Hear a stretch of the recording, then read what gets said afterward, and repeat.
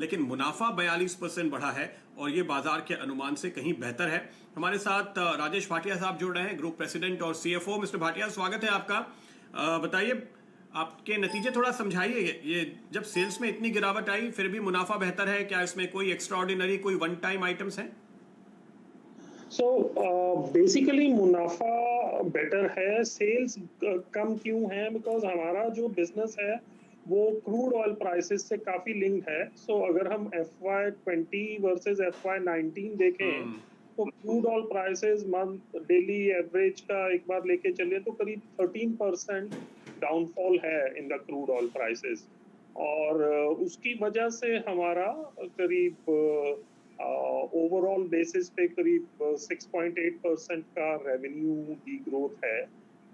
दूसरा एक रीजन ये भी है कि हमने दुबई का एक प्लांट शिफ्ट किया है रशिया में, तो उसकी वजह से करीब हमारे को करीब सालाना 300 साढ़े 300 करोड़ के बीच का रेवेन्यू का इम्पैक्ट आया है उसकी वजह से, जब तक वो रिकमीशन नहीं हो जाए रशिया में।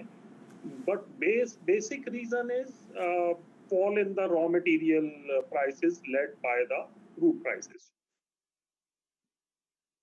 But profitability better है इसलिए क्योंकि हमारा margins बढ़े हैं इस period में। Both BOPP as well as the BOPET films, the spreads have increased India में और बाहर में। तो उसकी वजह से हम ये देख पा रहे हैं कि हमारा जो प्रॉफिट है पैट लेवल पे, अगर हम कंसोलिडेटेड पैट लेवल देखें इंडिया प्लस ग्लोबल ऑपरेशंस का, तो it is up about 18% to 370 crores and the standalone PAT is up 175% to 143 crore versus 52 crore last year. Stand alone में थोड़ा सा रेकरिंग है, बट उसको सिर्फ एबिटा लेवल पे ही देखा जा सकता है। बट अगर हम एबिटा से वो non recurring which is about 77 crore वो निकाल भी दें तो भी स्टैंड अलोन एबिटा हमारा 20% के करीब हायर है during this financial year Q4 में। ओके, तो 20% की ग्रोथ आपको हर हाल में यहाँ पे पकड़नी चाहिए एबिटा में, ऑपरेटिंग कारोबारी मुनाफे में। ये अच्छी बात है। आपने कहा कि वो जो दुबई से रशिया की शिफ्टिंग है, वो प्लांट आपका कब तक कमीशन होगा? अगर आप हमें एक अंदाजा दें, किस क्वार्टर से आपको उसका सेल्स का फायदा मिलना शुरू हो जाएगा? आई थिंक उसमें ट्रायल रन ऑलरेडी शुरू हो गए हैं। आई थिंक करंट क्वार्टर में हम उसको कमीशनिंग अचीव कर लेंगे उसका। So within this July to September quarter, we will commission that facility, though the trial runs have already started.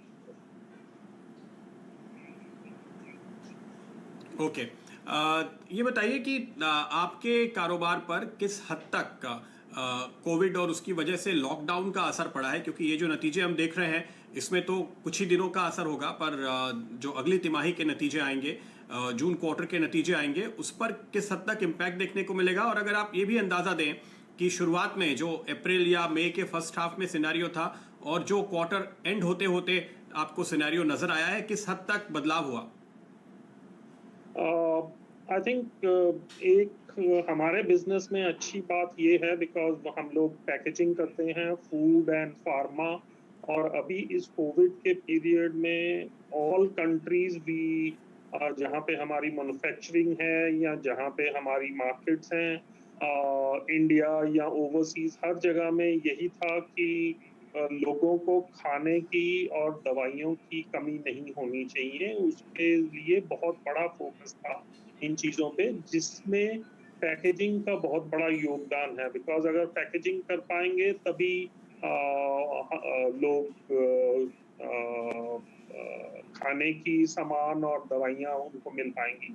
सो हम इंडिया में तो हम लोगों को पहले ही परमिशन टाइमली मिल गए थे टू ऑपरेट द प्लांट। हालांकि हमारे यहाँ लॉकडाउन बहुत कॉम्प्रिहेंसिव था। बाकी जगह पे जहाँ पे हमारे प्लांट्स हैं वहाँ पे इंडस्ट्रीज में लॉकडाउन कहीं पे नहीं था, प्लांट्स सारे ऑपरेट कर रहे थे। तो सीक्वेंशली अगर हम बात करें तो इवन Q4 में भी जो अभी जनवरी से मार्च तक की तिमाही में भी हमारे वॉल्यूम्स और प्रोडक्शन और सेल्स वॉल्यूम दोनों बढ़े हैं, बट उसके बाद जो करंट क्वार्टर अभी 30 जून को अभी जो खत्म हुआ है, उसके जब नंबर्स आएंगे तो उसमें हमें बहुत अच्छा ग्रोथ देखने को मिल रहा है, both production and volumes, because the demand जो था फॉर द फूड पर्टिकुलरली, उसमें बहुत ज्यादा रिक्वायरमेंट थी कंपनीज की फॉर द पैकेजिंग, और उसका लाभ हमें तो कहीं पे इस स्थिति में मिलता नजर आ रहा है। आप क्या ये कह रहे हैं भाटिया साहब कि दरअसल आपको वॉल्यूम ग्रोथ देखने को मिलेगी जून क्वार्टर में अप्रैल क्वार्टर के मुकाबले में? Quarter on quarter sequentially volume ज्यादा हुए हैं?